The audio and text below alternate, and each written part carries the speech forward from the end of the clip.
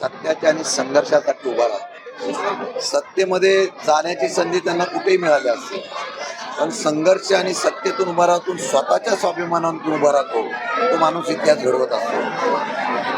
अन्नूजी आंग्रे असंच एक नेतृत्व आहे। राष्ट्रवादीची ताकद म्हणून नवी मुंबईमध्ये जे काही आमचे थोडे शिलेदार आहेत, मग जिल्हाध्यक्ष असतील, अन्नूजी आंग्रे युवक अध्यक्ष असतील, असे थोडेफार शिलेदार आहेत, त्यामध्ये अन्नू आंग्रेंचं वरचं स्थान आहे। आणि मी दरवेळा बघतो ते नेहमी उपक्रम राबवतात।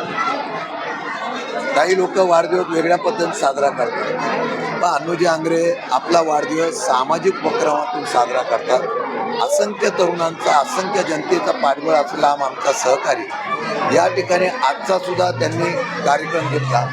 10वी 12वीच्या विद्यार्थ्याबरोबर भविष्य काळामध्ये ज्यांनी चांगल्या प्रकारचं यश प्राप्त केलेलं आहे त्या विद्यार्थ्यांना 91% मार्क मिळाले। त्यांना सुद्धा मोबाईल आणि इतर भेटी आणि त्यांना आवश्यक असलेली सगळे साहित्य देण्याचा उपक्रम केलेला आहे। सर्वांच्या हृदयामधला, गरिबांच्या हृदयामधला हक्काचा जे स्थान आहे ते अन्नू आंग्रेचा, याचा मला अभिमानाने उल्लेख करावा लागेल।